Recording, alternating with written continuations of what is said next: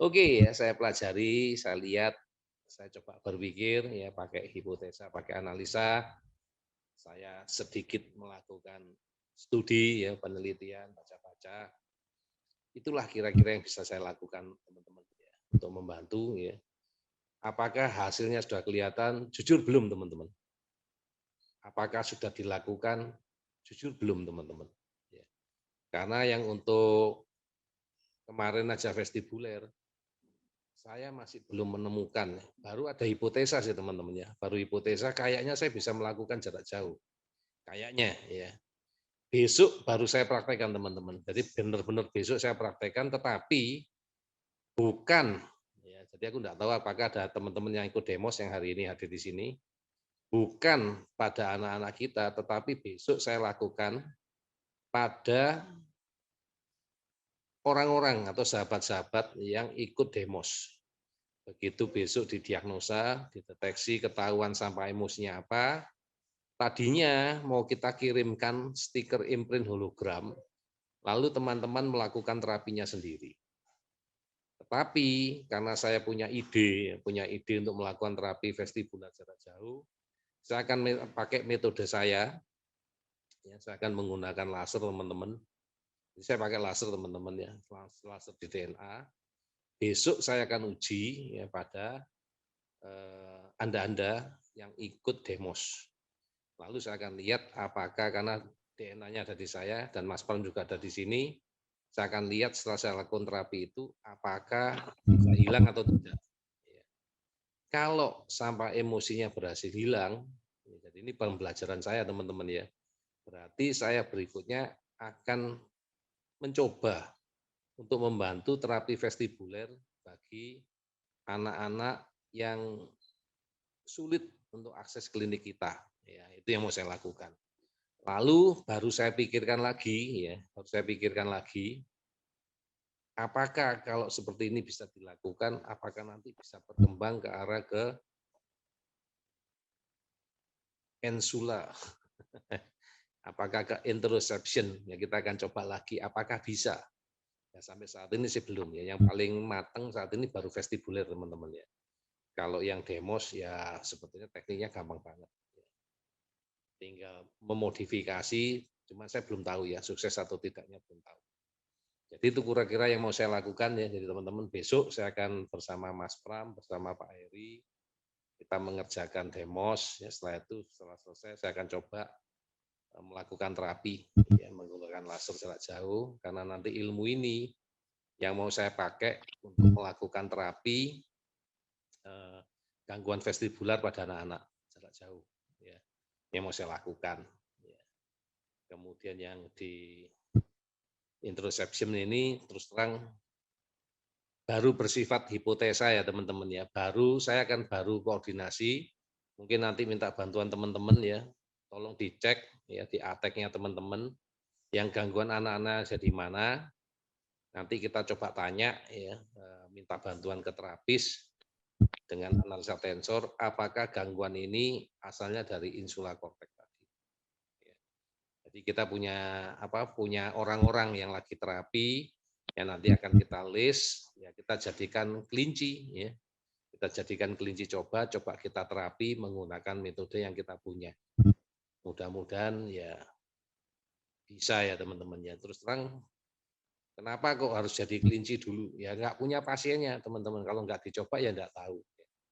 Nah kalau teman-teman bersedia, kalau nanti gangguannya di sana ya silakan lapor.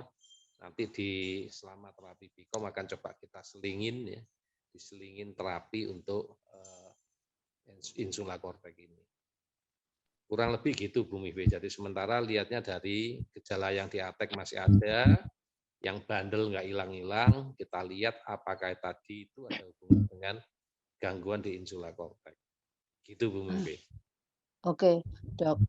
Nanti kalau di ATEK-nya mungkin saya juga akan bantu lihat. Ini berkaitan dengan kemampuan di mana diperlukan dia merasakan dulu. Jadi ibu-ibu nanti kalau lihat satu masalah yang nggak bisa diadres, itu coba dilihat kayak seperti dia ngompol terus. Nah, nggak bisa diajarkan bagaimana mengontrol. Padahal kan kita bisa mikir, kenapa dia nggak bisa sebelum dia pipis, dia kan harus merasakan pipis itu dulu. Kayak kita merasakan bladder kita penuh, pipis gitu ya. Nah, jadi masalah-masalah yang nanti mungkin ditanyakan di ATEK bisa dipikirkan seperti itu. Jadi skill-skill yang,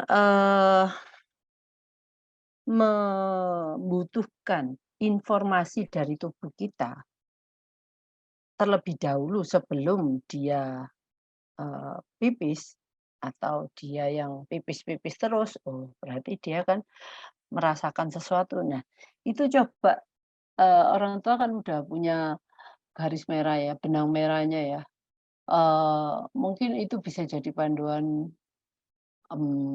orang tua untuk melihat mungkin ini adalah insula korteks yang bermain di sini. Nah, mungkin juga tidak. Nah, ada juga yang mungkin Dokter Ali kemarin ngomong, eee, mungkin anak ini punya problem di luar insula korteks. Mungkin anak ini punya traumatik, trauma dengan urusan, sesuatu yang membuat dia trauma sehingga biasanya kalau dia mungkin pipis-pipis terus karena dia itu kalau dia teringat masa-masa yang kejadian yang traumatik itu dia mungkin pengennya ke belakang terus pipis terus. Ya dari sisi, eee, karena traumatik itu. Nah, mungkin dokter lupa ya mungkin mengulas dari sisi itu. Jadi kalau kita memikirkan mengenai apakah ini karena insula korteks atau enggak, memang kita bisa bantu dengan tensor. Kalau itu jawabannya tidak, berarti kita kan harus mencari di tempat lain kan. Nah, kalau yang di tempat lain itu mestinya ya seperti itu. Ada juga simptomnya kelihatan sama, tetapi, yang pemicunya sesuatu hal yang berbeda. Nah, itu mungkin yang bisa dijadi panduan, orang tua untuk, eee, Bu Mingve, bagaimana ya, apakah mungkin gangguan insula korteks itu dibicara komunikasi? maksudnya gimana, Dok? Kan ATEK ada 4 subskala, ada skala 4 skala toh. Mhm, Nomor 1 kan bicara komunikasi. mmm. Bisa nggak gangguan insula korteks itu dibicara sama komunikasi? Kok anaknya nggak ngomong-ngomong, kok anaknya itu ada nggak kira-kira gangguannya di sana? Kok aku baca kok nggak pernah dijelaskan di sana gitu loh. Iya. Eee, saya belum tahu juga, Dok. Saya nggak bisa ngomong sure pastinya, Dok. Tetapi yang saya baca, yang so far yang saya baca memang nggak berhubungan dengan, kemampuan komunikasi atau bicara, Dok. Saya belum menemukan itu. Mungkin saya juga belum, nanti saya cari lagi lebih detail, saya belum berani menjawab iya atau tidak mengenai itu. Karena yang problemnya anak-anak ini sekarang banyak kan belum bisa bicara, Dok. Makanya Ah, kalau memang itu nggak ada hubungan sama insula korteks, ya itu ditinggalkan dulu gitu loh. Jadi dia bisa mhm. disosialisasi mungkin. Ada nggak hubungan sama sosialisasi? Karena dia mungkin tidak bisa merasakan empati, tidak bisa merasakan kedekatan, Oh, tidak merasakan apa, maybe I don't know, sehingga dia nggak ada sosialisasi. kalau, orang bersosialisasi itu, Dok, itu sebenarnya kadang-kadang nggak perlu untuk bisa berbicara. Anak-anak yang Down syndrome, setahu saya itu dia sosialisasinya itu over friendly lah. Kalau anak-anak autis itu kan Aku setuju. cenderung nggak anu ya, nggak cuek sama orang-orang. Tapi anak-anak Down syndrome itu meskipun mereka nggak bisa berbicara dengan bagus, tapi kemampuan sosialnya itu kelihatan over, very friendly. very friendly. Jadi Kali ke ISDI ya, Ikatan Sindroma Down Indonesia. Datang pertama kali ke sana, waktu itu aku mikir barangkali bisa tak bantu ya sama Bu Lili dari Glendomen, diajak ke sana, ketemu ketuanya ISDI, ya Ibu saya lupa namanya sekarang. Tapi satu anak itu juara golep, ya Michael namanya. Sekarang udah umur lebih kali ya. Karena waktu aku 40-an kali umur sekarang umurnya, waktu itu udah umur 27, 28. Dan waktu ketemu di sana, anak-anak ini sudah berprestasi, Bu. Juara ini, juara itu, dan dengan sangat ramah. Aku ditawari makan siang bersama, padahal baru kenal. Kemudian bisa ngobrol, sudah bercakap-cakap, ya bisa ngomong walaupun sederhana ya, topik sederhana. Dan setelah makan, mereka yang mencuci, aku nggak boleh mencuci.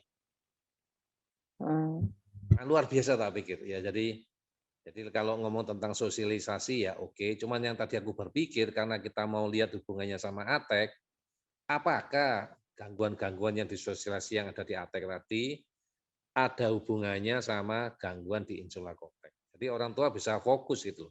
Mau nyarinya gangguannya nanti di mana? Di yang skala yang di sosialisasi atau di sensori kognitif atau nyari di perilaku. Mereka lebih jelas gitu. Lebih ke arah perilaku, Dok, kalau menurut saya. Ya, nomor 4 ya. Iya.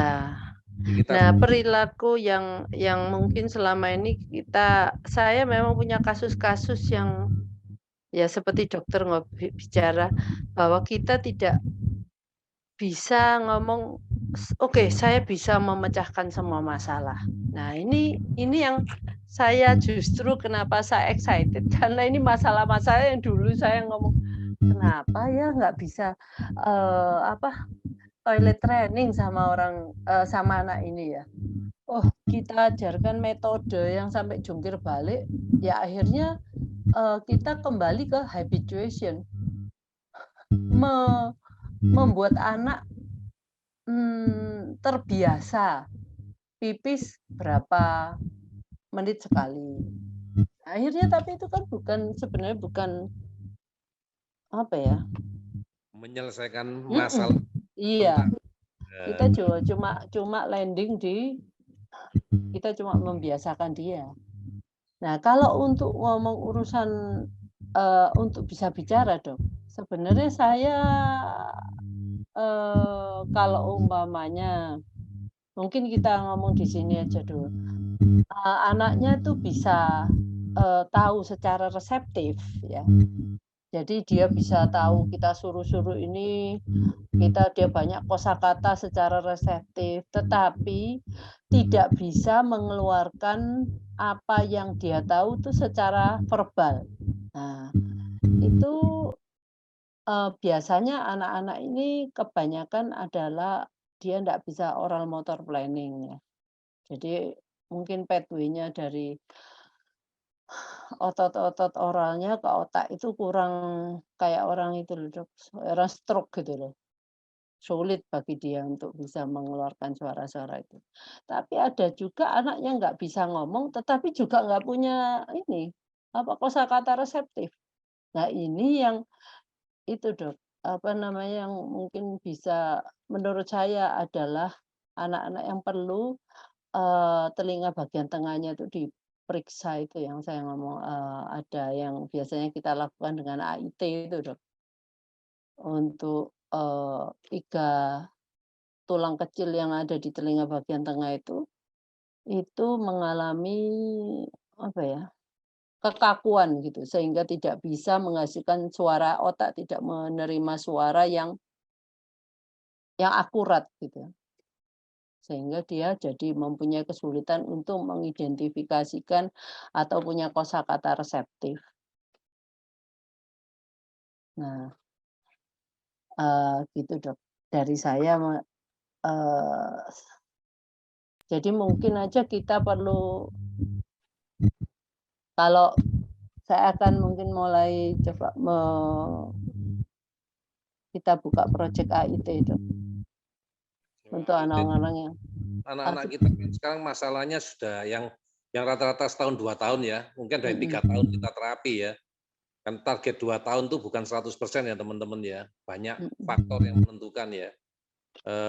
Target kita 2 tahun itu adalah turun ATEK-nya 70% dari awal masuk. Ya, jadi itu klarifikasi lagi ya supaya teman-teman nggak bingung dengan targetnya kita. Kok sudah terapi sampai sekian tahun kok belum? Nah, selalu ada progres ya teman-teman ya. Dan yang paling penting sudah kita jelaskan ke teman-teman, kita punya yang namanya itu fit ya, setia kepada Tuhan. Ya, kita tidak mengingkari Tuhan. Ya.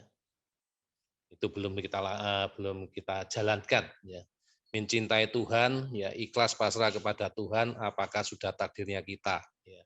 Kalau itu sudah beres, nah semuanya jalan teman-teman. Ya.